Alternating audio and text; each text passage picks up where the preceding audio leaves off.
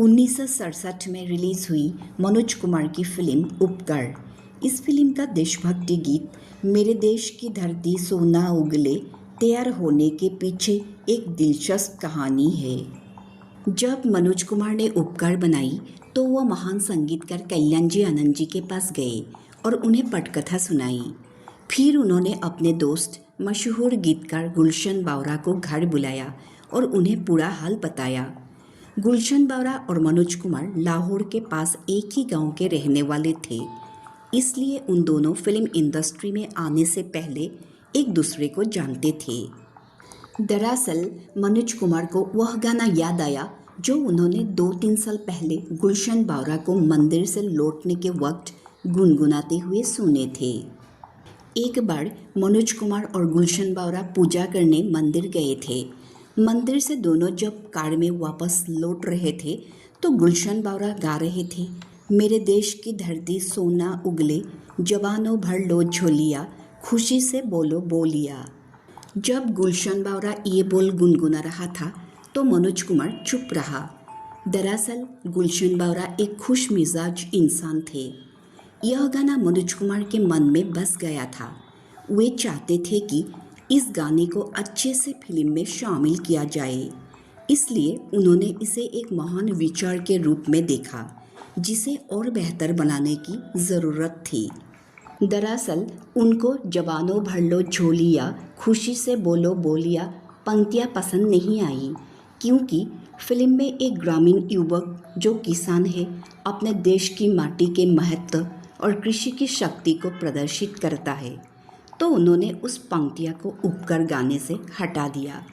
उन्होंने बोला, इसके बजाय हमारे पास मेरे देश की धरती सोना उगले, उगले हीरे मोती है। कल्याण जी और गुलशन बावरा दोनों ही हिचकिचा रहे थे। उन्होंने कहा कि किसी गाने का मुखड़ा एक पंक्ति का नहीं हो सकता, लेकिन मनोज कुमार अपनी बात पर अड़े रहे। 1 घंटे बाद गुलशन बावरा जो बगल के कमरे में बैठा था उछल पड़ा और बोला, यह बहुत अच्छा है। हर फिल्म निर्माता पटकथा लिखते समय कथानक में एक ऐसे मोड़ पर पहुंचता है जहां उसे लगता है कि किसी दृश्य को संगीत के माध्यम से व्यक्त किया जा सकता है। वह स्थिति गीतकार को दी जाती है और उसे समझाई जाती है। मनोज कुमार सेठ जी बुलाते थे कल्याण जी आनंद जी को। उन्होंने बोला, सेठ जी, मैं गांव का आदमी हूँ और सुबह से शाम तक मुझे ये चाहिए कि एक गाने में सब कुछ आ जाए। तो कल्याण जी आनंद जी ने कहा, सुबह से शाम मतलब समझे नहीं, क्या चाहिए? तो मनोज कुमार बोले कि गांव में किसान आदमी हूँ, शाम तक खेती में जो काम होता है उसमें सब कुछ चाहता हूँ, और यह वतन की बात है, देश की धरती की बात है। कल्याण जी आनंद जी ने मनोज कुमार की कल्पना को समझा। फिर इस महान जोड़ी ने गाने में सारे इफ़ेक्ट्स डालकर एक ऐसी धुन बनाई जिसने इस गीत को अमर बना दिया।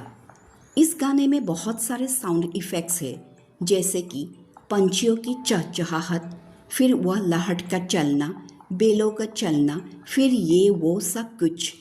और ये करने के बाद काफ़ी टाइम लगा इसमें, क्योंकि इफ़ेक्ट्स में काफ़ी टाइम लग जाता है। इस गाने की रिकॉर्डिंग से पहले एक बात बनी थी कि इस देश की धरती कि मेरे देश की धरती।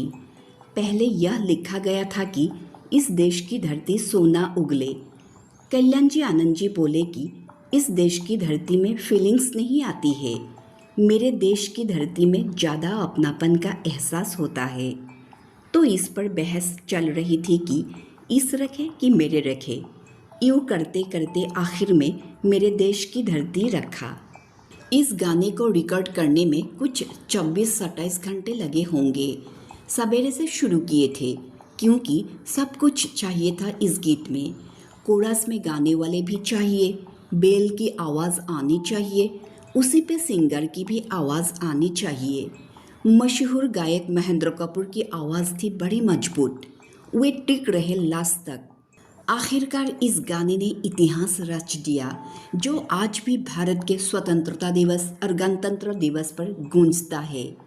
अनुभवी अभिनेता मनोज कुमार कहते थे, मेरे देश की धरती के हर शब्दों में गुलशन बावरा जिंदा है। यह गीत भारतीय किसान की मेहनत और देश की आत्मनिर्भरता को समर्पित है, जो जय जवान जय किसान के नारे को दर्शाता है।